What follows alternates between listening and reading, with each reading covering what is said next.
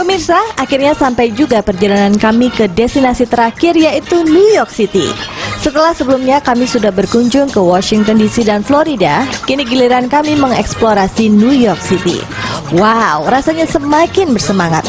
Kami mendengar kalau di sini social entrepreneurship juga berkembang tidak kalah pesatnya dengan Washington DC dan Florida.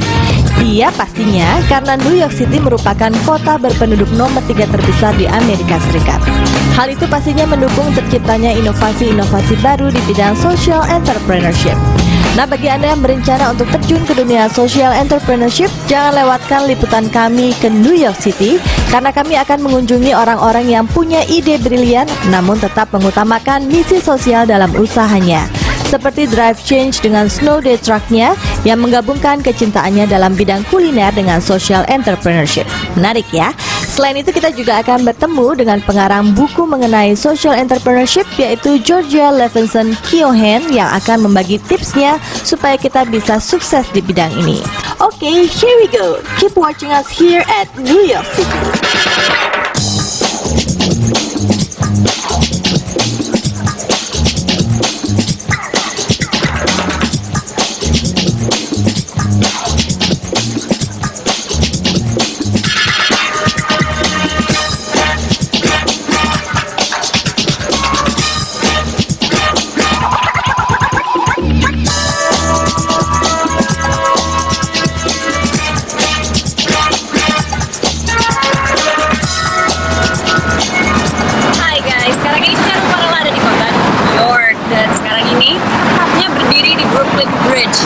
Brooklyn Bridge ini adalah jembatan yang menghubungkan antara Brooklyn and the city of Manhattan.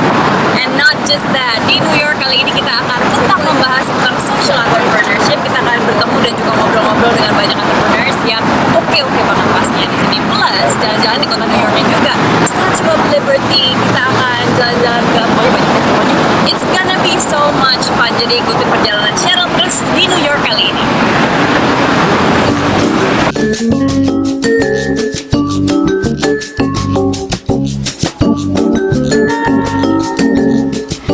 Kota besar seperti New York City, aktivitas sehari-hari pastilah sangat padat. Segala sesuatu harus dilakukan dengan cepat. Munculnya food truck dengan berbagai jenis menu makanan membawa kemudahan bagi warga New York City untuk mendapatkan panganan di sela aktivitas mereka. Di antara food truck yang ada, kemunculan food truck yang satu ini cukup berbeda. Apanya yang beda? Menunya, harganya, atau rasanya? Bukan itu, yang berbeda adalah usaha yang mereka jalankan memiliki misi sosial. Ingin tahu bagaimana ceritanya? Simak terus liputan kami ya.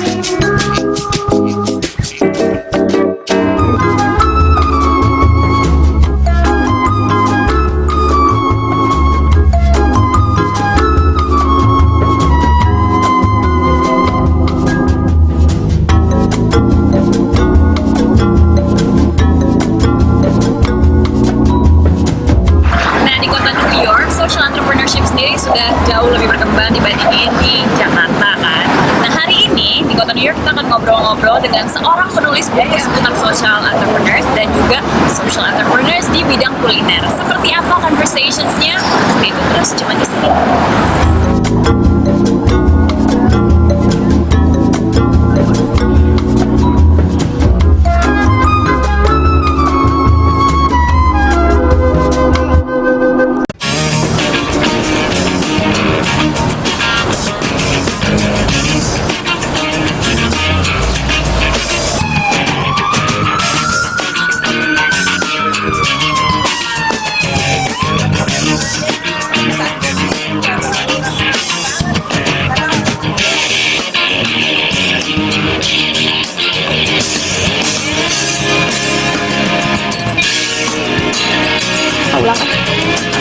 atau makanan merupakan kebutuhan dasar hidup manusia.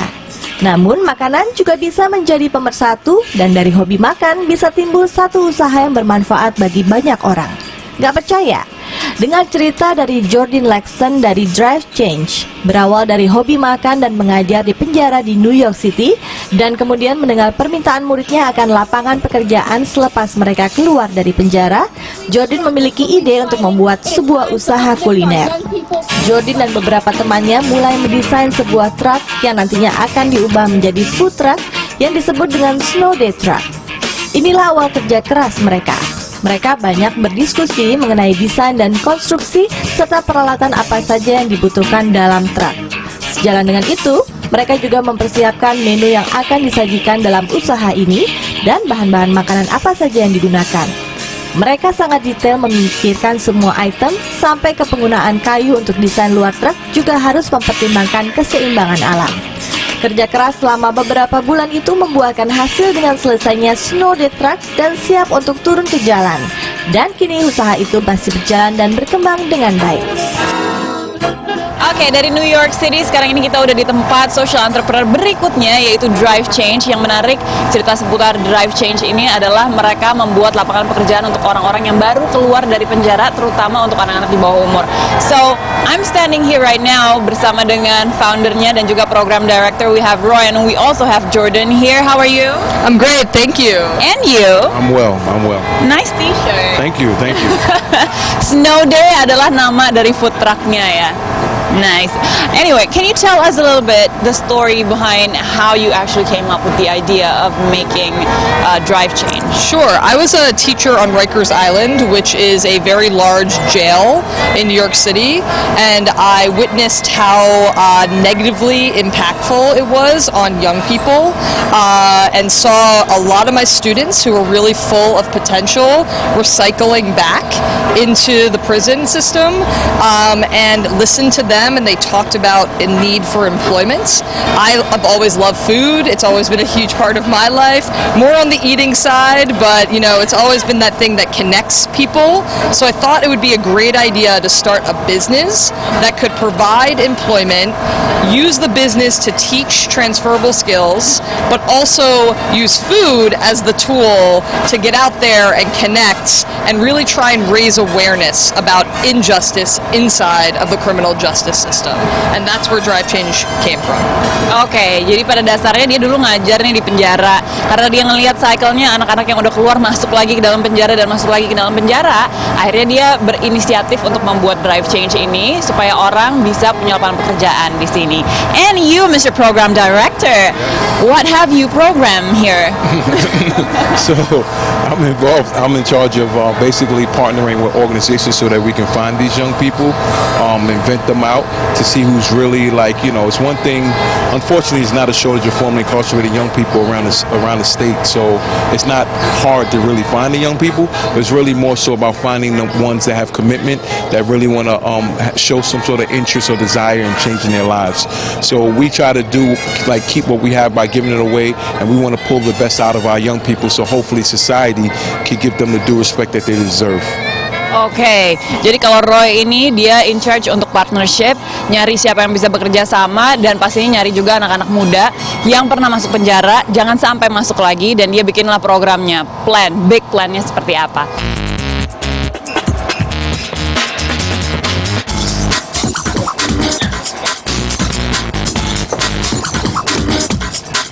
Orang muda yang diperlakukan sebagai orang dewasa dalam sistem peradilan pidana menghadapi kondisi yang berat dan hukuman di penjara selama penahanan membuat mereka sering menghadapi rintangan untuk bisa mendapatkan pekerjaan dan pendidikan setelah keluar dari penjara.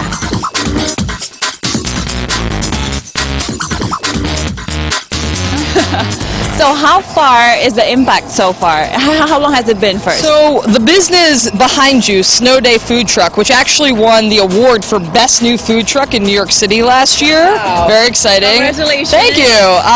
We've been in business for only 1 year. Okay. So we started with a pilot year. We worked with 10 young people last year, and we're continuing the model where we're seeing that we're successfully transitioning people into employment after they work with us and into back to school. So our program we designed it to be about 6 to 8 months. We teach transferable skills, but people get licenses, credentials, and then they get the experience of working on the truck. We've seen that has really had an impact in terms of their own growth and development, but also allowing them to go on and move on to bigger and better things. We're hoping to be able to grow and scale our operation, not by building more and more little food trucks, but hopefully by building a garage, a commissary space where other food trucks in New York City park their truck and then are required to hire young people out of our program. And that's going to allow us to work with maybe about 100 kids as opposed to about 24 per year. Oke, jadi kalau so far sekarang baru 24 anak aja yang bisa bekerja di sini, tapi rencananya mereka pengen bikin garasi, jadi besar, nggak cuma truk aja, di mana bisa sekitar 100 orang yang kerja di sini. Next question, back to you again. I want to know the challenge in making programs here.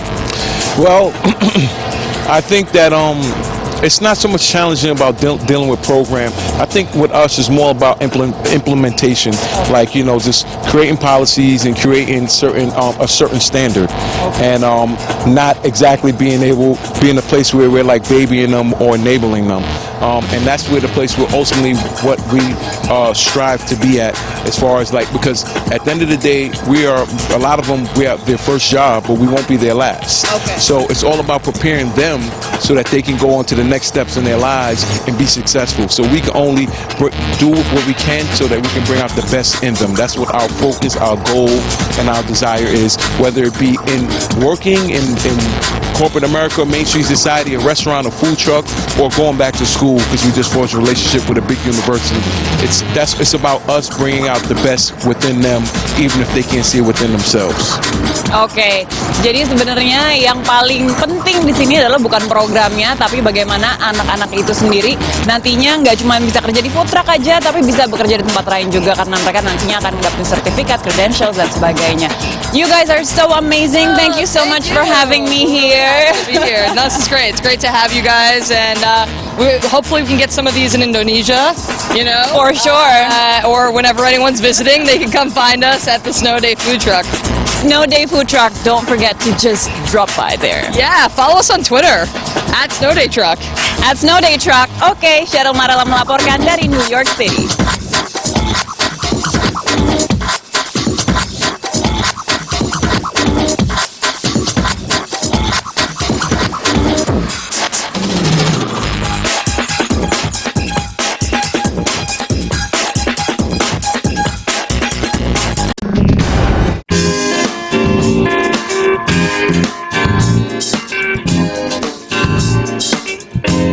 Pemirsa, social entrepreneurship diyakini dapat membantu mengatasi masalah sosial yang terjadi di masyarakat. Georgia Livingston Keohane, seorang senior fellow New America dan juga pengajar di Social Enterprise Program Columbia Business School, dalam bukunya Kewirausahaan Sosial untuk Abad ke-21 memberikan wawasannya ke dalam munculnya bisnis sosial dan kewirausahaan.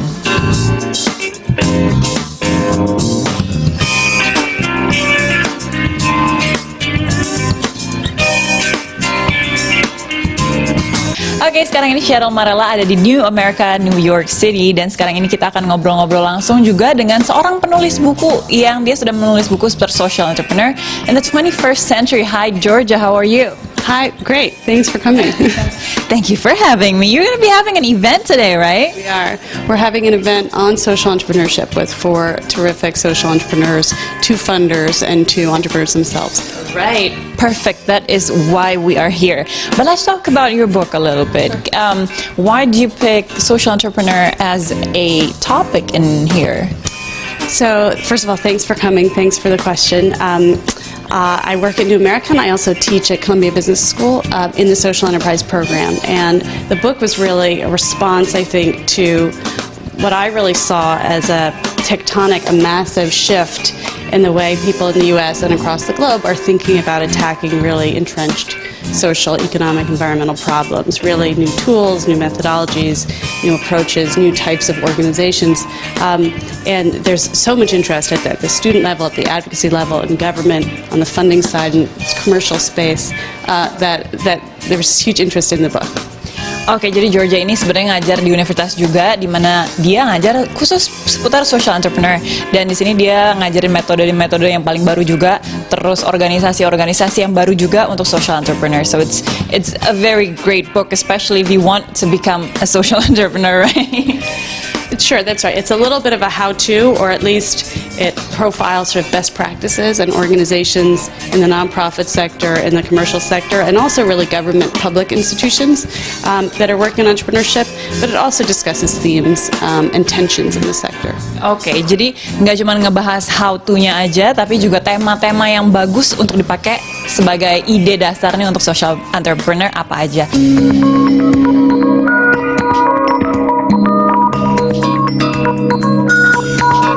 Pemirsa, kalau Anda ingin terjun menekuni bidang social entrepreneurship, rasanya buku ini dapat memberi pandangan dan jawaban atas pertanyaan yang muncul di benak Anda.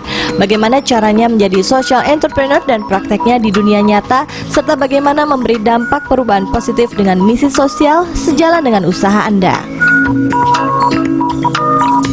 And next question would be, what do you think about the social entrepreneur era lately in the 21st century in New York City? In New York City.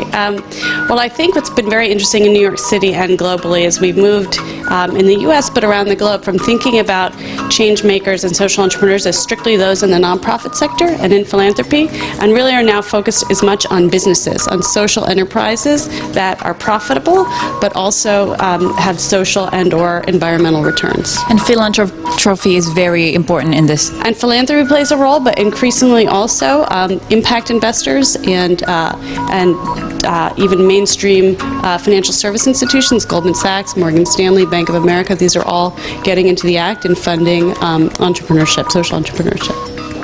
Last but not least, if the viewers want to be a social entrepreneur, what do you have to say to them? What is one essential thing that they have to have or do? I think that they have to be dogged, and I think that they have to be ready to fail, and I think they have to be ready to stick to it. Oke, yang pasti jangan sampai takut untuk gagal katanya. Well, if you fail, you have to try again, right? If you fail, you have to try again, and this is a lesson that we've seen in the commercial sector. We've seen with companies, that companies and entrepreneurs that make money often fail, and they get up and they start again, and they're like phoenixes rising out of the ashes.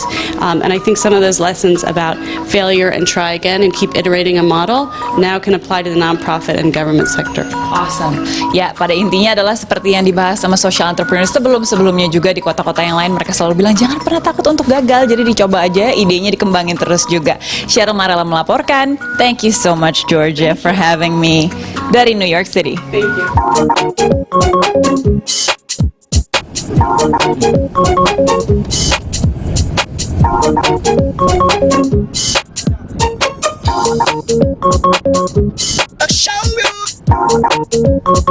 Pemirsa, segala sesuatu yang kita pikirkan mustahil, apabila ditekuni dengan sungguh-sungguh pasti akan berhasil. Dan jangan pernah takut untuk gagal, karena kegagalan akan membawa kita pada kesuksesan yang sesungguhnya. Semoga perjalanan kami di New York bisa memberikan inspirasi dan menambah keyakinan Anda yang ingin terjun di bidang social entrepreneurship. Masih ada liputan selanjutnya yang tidak kalah seru mengenai pelaku social entrepreneurship lainnya di New York City. Ada Eco Green yang memberikan support dana untuk organisasi social entrepreneur dari seluruh dunia yang memiliki ide menarik dan dinilai dapat memecahkan masalah sosial di masyarakat. Wah, siapa tahu ide kamu bisa memenangkan peluang itu. Serta satu lagi usaha food truck di New York yang dibuat oleh satu pengusaha muda dengan inovasi barunya. Tertarik? So stay tune dan sampai jumpa di episode mendatang.